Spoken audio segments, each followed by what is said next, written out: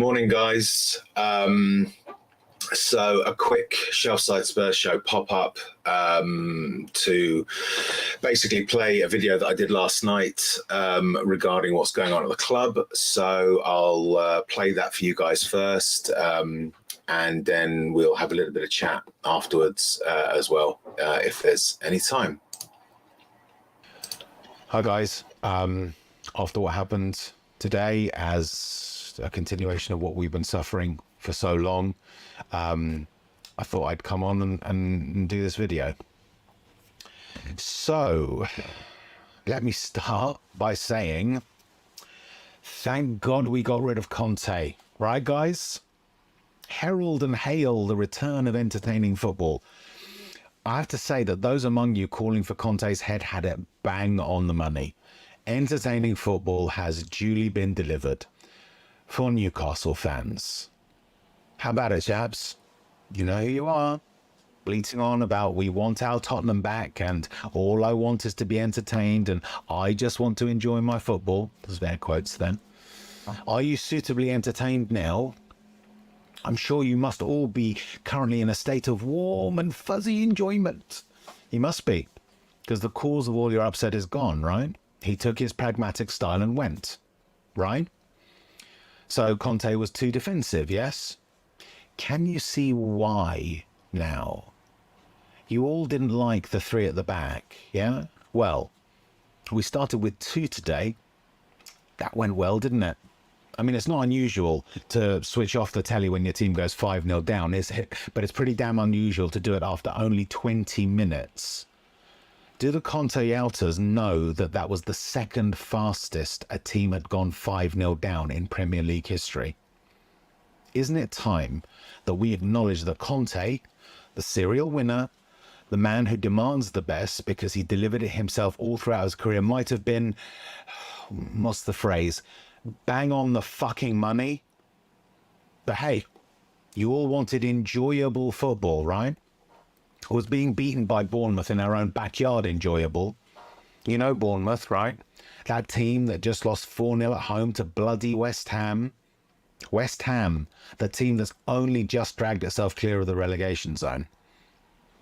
Now, Newcastle and us both had bad results last week. How did they respond? They responded to their bad result by tearing us a new arsehole. We responded to ours by letting them. I can't even say that we went down with a whimper, because a whimper is at least some kind of reaction. And to the philosophers among you, you know, you lot who sit there sagely cackling at people while they try to make their argument and self-righteously strawman everything they say when they identify what's actually wrong with the club, where's your sanctimony now? What's your favourite refrain? If we get rid of Levy, the people or the person who replaces him could be one of those brutal regime types, the whole better the devil you know argument. Well, that's an interesting one. I've got a little mind fuck for you. You say you don't want murderers taking over the club, and yet we're now in a place where the only thing we can hope for as Spurs fans this season is that a club owned by the same type of murdering scumbag you confidently predict would replace ENIC somehow pip our rivals to the title. Because Arsenal, who we've spent 7 years lording it over, have once more been able to celebrate St Totteringham's Day. Actually, no, it's not St Totteringham's Day. It's St Levy's Day. That's what it should be called. Regardless, instead of building during those 7 years, we've just sat there and then handed the initiative back to our sworn rivals. Unlike Daniel Levy and the nodding dogs on the board, Arsenal decided on a long-term footballing objective and stuck to it. They backed their manager. They prioritised winning. They saw that spending does correlate with success and did it. And we now pay the price. And they did it in 7 years. We haven't even done it in 23. Today wasn't the fault of Stellini in and of itself, although he did make some appalling choices. It's the fault of an organisation that eschews success and rewards mediocrity. Why else would Eric Dyer be getting a new contract? Why else is Davinson Sanchez still on the books? This is an organization that acts as if winning things is not only not a primary objective, it seemingly isn't even an objective at all. Winning things not being an objective for a football club, that is beyond insane and into the realms of the perverse. Daniel Levy has perverted our club. Now, a manager can make a mistake that costs a game or a season. A player can lack the talent needed to change games or be unable to prevent mistakes that lose them. But the failure to compete consistently, the failure to be considered a threat, the failure to back a multitude of managers adequately and to the fullest degree that the club is able to, regardless of what the sagacious philosophers might want you to believe, failure to prevent the club from being viewed and treated as a joke all lie with one person, the one right at the top, the one who is accountable to no one except Uncle Joe perhaps, and that is you, Mr. Levy. You're the one who, instead of pulling your head out of your spreadsheets, instead of trying to make up for your desperate insecurities and inadequacies when you insinuate yourself among people with more talent than you, instead of recognizing that you're simply not qualified to make football decisions, you have all throughout your tenure acted as if you're the reincarnation of Bill Nicholson. It all smacks of someone who was bullied at school, ignored by the cool kids for football at playtime, who now has the power to be Billy Big Bollocks among people with the talent he lacks. As if a multi-billion-pound fortune built on the foundation of the highest ticket prices in the league is somehow not enough. And perhaps that's why there's only one actual football person on the board at Tottenham, with the remainder of it made up of management consultant nodding dogs and the poison witch herself, Auntie Don Don. And before anyone gets too up in arms over me using an insulting term about Donna Marie Cullen, remember she referred to us fans as insects. What do Matthew Collicott, Todd Klein, Rebecca Cabelhorn and John Turner know about football? How many microseconds exactly have they spent actually involved in football? And by involved, I mean the playing of the game, not the extraction of resources from it.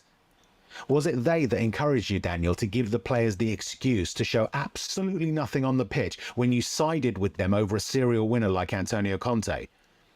Are they the ones who permit you to think you're the master of Tottenham Hotspur, beholden and answerable to none?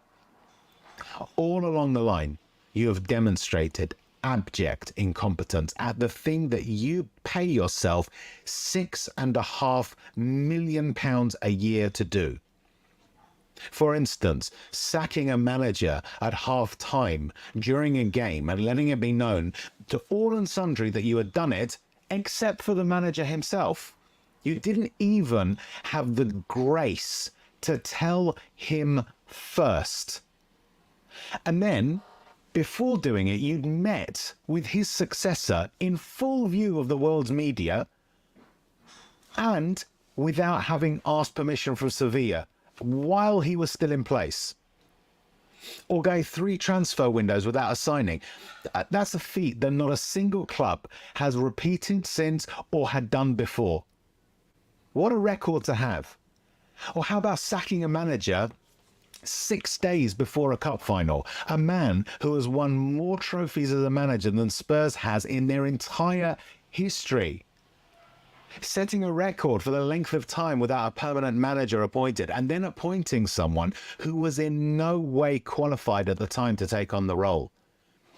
Or about appointing a managing director of football who had question marks already over his integrity at the time of the appointment and who has subsequently resigned as a result of being banned. I mean, it takes some doing to choose someone that FIFA thinks is corrupt, and yet you've done it.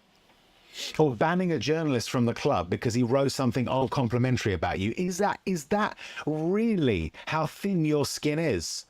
Do you really think that qualifies you to be the leader of a multi-million, multi-billion pound organisation, that you can't even take a jibe from a journalist? What was that about, Danny? Was it a case of it's my club and I'll let you play if I want to? Or sacking a manager because he mentioned to the press that he was dissatisfied with the resources you gave him. That was an early one for you, Daniel. He was your first victim. Have you heard the story about the house and the furniture? You should have done. It involves you after all. Even in the brief period of pomp that came under Mauricio Pochettino, he told you that we needed to improve the squad. You didn't. You let it fester and rot, and then you held him responsible, and then sacked him. And then shed crocodile tears about how hard a decision it was. Did Auntie Don Don draft that sentence for you? I bet she did. And yet there's no one to pull you up and ask you questions about your performance. You treat everyone who dares question you as if they're taking liberties. Hence why your henchwoman, Auntie Don Don, gives herself the right to refer to fans as insects. Why you give yourself the right to classify those who have football in their blood as legacy fans. And now you've made our club a joke. During the BBC's text coverage of today's game, they made light of how badly we'd been violated by joking on the half-hour mark that we were no longer on course for a 20-0 drubbing because there hadn't been a goal in 8 minutes. That's what you have done to our club, made us the butt of the joke. Congratulations on your £500,000 pay rise this year, by the way. Was it Don Don that suggested you do that self-aggrandizing interview at your old college? I bet it was. Her time and yours would have been better spent organising a press conference in which you announce your joint resignations. And now it's been suggested that you wended your way down to the dressing room after the game today. What business do you have in the dressing room, Daniel? You're not the manager. You're not a player. You're not an official. You've never done anything of that ilk. Anything. I doubt you've ever even kicked a football in anger, and yet you give yourself the right to insinuate yourself into footballing matters? A bit like when you bought the club in the first place. If you were in that dressing room, you shouldn't have been. You have no business interfering in things you have zero qualification to interfere with. But you're so arrogant, so hubristic, and vitally so inadequate that you think you have abilities you clearly don't. Tell me, Daniel, in what way precisely does delivering a stadium late and over budget qualify you to speak to players about footballing matters? There is none. So why are you always there? Is it because you're a fan? Well, I'm a fan too. Let me in to have lunch with the players at Hotspur Way. That's a stupid idea, right? Of course it is. I'm not qualified to involve myself in footballing matters. So what qualifies you? Leave. Depart. For the love of God, go. You're not welcome here. Take your spreadsheets, take your return on investment calculations, and most importantly, take your poison witch Auntie Don Don and your nodding dog management consultants and go. Your time is over. I can't say it's been an enjoyable tenure. A short period in the late 2010s doesn't alleviate a quarter of a century of incompetence and failure. You are not wanted. You are not fit for purpose, and enough of us now have seen what you are, and crucially, what you're not. What you're not is a football person. Hanging on to a position where no one can question you and no one does question you is not a qualification for that position. What you're not is a capable or even adequate chairman of a football club. There are now too many of us for you to stand against the tide. Leave with your dignity and your multi-billion-pound fortune that we've paid for you to build, and get out of Tottenham. And to my Spurs brothers and sisters, stand against this man. Tell him at every chance that he is not welcome. Tell him you don't want him. Turn your backs at games. Stop feeding the machine on match days. Excoriate his name. Tell the press that he is to blame. Come together against the cause of the pain of being a Spurs fan. Ignore those who want you to look at something else. The manager, the players, what we were like in the 90s, the whole "we don't want to do a Leeds" argument. Those that make those arguments shouldn't be treated as welcome either, because they have their own agenda, and it certainly isn't success for Spurs. And remember, today's performance wasn't Spursy. It was Enocky. Let's get back to what being Spurs actually meant. Spursy meant winning. Spursy meant glory. Spursy meant being the big club we used to be. Levy has taken that from you. It is time for you to take it back. Right, guys. So yeah, those were my thoughts last night. It was horrific watching that. I switched on the coverage a few seconds in, And I barely sort of sat down in this chair, in fact, to sort of watch it on the telly that I've got over there before the first goal went in. I went downstairs to do one small thing, and the second one went in. By the time I got back up, it was the third goal had gone in.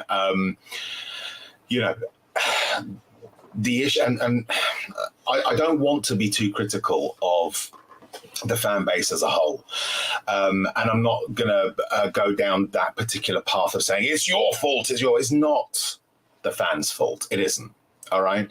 This has been done in spite of us. This has been done by people who recognize that ultimately we are a captive audience, that no matter what is done, we will still have that burning desire to watch our team play, even in the bad times. And this is precisely what Daniel Levy and the board count on. They do it because they know this speaks to the wider issue of whether or not a football club should be treated as a business, but that's a different debate that is wider than just what's going on at Spurs. But the point is that when you have a captive audience, you essentially have a monopoly. And that is the situation with Levy. And it's shown in the fact that he answers to no one. He is not accountable to anyone that actually counts. You know, the only person that can really pull Daniel Levy's strings is Joe Lewis, where Joe Lewis has no investment emotionally in the club. He doesn't care. He's been to a single game in the 22 games, I think, in the 23 years that ENIC have owned the club. So who is it that holds Daniel Levy's feet to the fire? This is a man whose performances over the years have been highly questionable, who acts in a way that is damaging to the club. The stuff that I listed there are individual errors, but there are patterns of behavior, or they're long-term behaviors that he also demonstrates. Things like hanging on to players for far too long. You know, I don't want to bang on about an individual player because there's a wider point, but what is Eric Dyer still doing at this club? Why is Hugo Lloris at the age of 36 and becoming increasingly erratic and ineffective in goal not had his, his successor identified and brought into place to develop and get ready for taking over the number one shirt? Why does Daniel Levy always seem to take the cheap option when it comes to a player? Why do we buy players purely as investments? Why is there no long-term vision for the club? Why do we never give managers long enough? You know, why do we seem able to only work on a single target acquisition at a time? Why do we have a board that, as I say, are just made up of management consultants who really have absolutely no history in football outside of finding ways of extracting wealth from it? Even when there are football people on the board, they are effectively hamstrung because Daniel Levy cannot leave well alone. These are the inadequacies that I talk about. And the problem that we've also got is that one thing that we as fans do, and it's understandable why we do this, is, you know, it's the thing in front of us, is that we focus on, you know, the manager, the players, how to fix that. But the problem you've got is that it doesn't matter which manager we bring in. It doesn't matter which players we bring in, because the overall direction of the club is not set by them. No Spurs manager since ENIC has come in has been the sort of key figure in the club setup. The key figure has always been Daniel Levy, even when there's been a sporting director.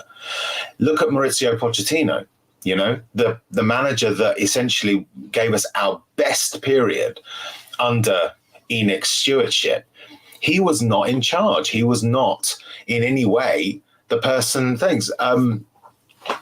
Like my good friend Brian often says that once the players cross the white line, then Levy has that Levy is no longer responsible. I would actually disagree with Brian on that one, because think of it this way: if there is no jeopardy for a player, if a player does not feel that their position is under threat because Daniel Levy won't get rid of them, will give the likes of Eric Dyer an extended contract, what are they striving for? What are they fighting for? They don't need to necessarily go above and beyond to protect their place because there's no competition for it. We have been dying for a good central defender for years. Since Toby and Jan left, we've needed more central defenders. We got one good one who yesterday was absolutely dire, but that's because he's not used to playing with only one other central defensive partner. The system doesn't suit him. That's why he was shit yesterday. I'm talking about Christian Romero. That's one, and even him, he was young. He was cheap. He had a potential ceiling for his value that we can then sell. That's not the way it should be done. That's not the way that winners do things. Look at Alex Ferguson. What did he do every season? Every season he refreshed, and his board backed him in that. And the reason that they backed him is because they understood that he knew better than them. And every summer he would change. If a player comes along or if a player starts to cut up rough, out the door.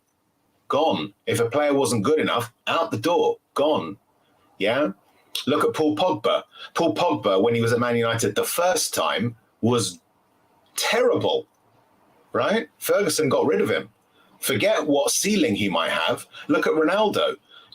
When he was becoming too big for Man United, not that he was too big for Man United, but when he got to that point, Ferguson let him go. Beckham, yeah? Because Ferguson was the master at Man United. I mean, in some ways, he still is, I think. But he was the master. He was the man who set the direction. Daniel Levy sets the direction for our club, and the direction is aimless. And so we have to stop spending our time talking about, this person to come in, that person to come in. Let's get Nagelsmann. Let's get Pochettino back. Let's get some unknown, De Zerbi, whoever. It won't matter, guys. It won't matter because, as I've said before, the one guarantee that every Spurs manager has is that he'll be fucked by Daniel Levy. What I would like is for Daniel Levy to be the next Spurs manager, because then maybe he'll go fuck himself. This man is ruining the football club, and we have got to. It might not work. I'm not saying that there's any guarantee of success, but we who believe in Spurs have got to say, I don't care about the manager, don't care about the players, I want Levy out. Say it. When you go on to TalkSport, say it. When you watch a stream, put it in the comments. Get people knowing where the problem at Spurs lies. That's it from me, guys. Thank you very much for joining me for this pop-up. I will, I don't know, no, we're not going to be back on Thursday because the Man United game is on, obviously. I can't say we can necessarily hope for anything good. It's the way of things. In the meantime, please do like, subscribe, and comment. I can't really say, well, I have to say, but it's not really, there's no real point to it. Come on, you Spurs.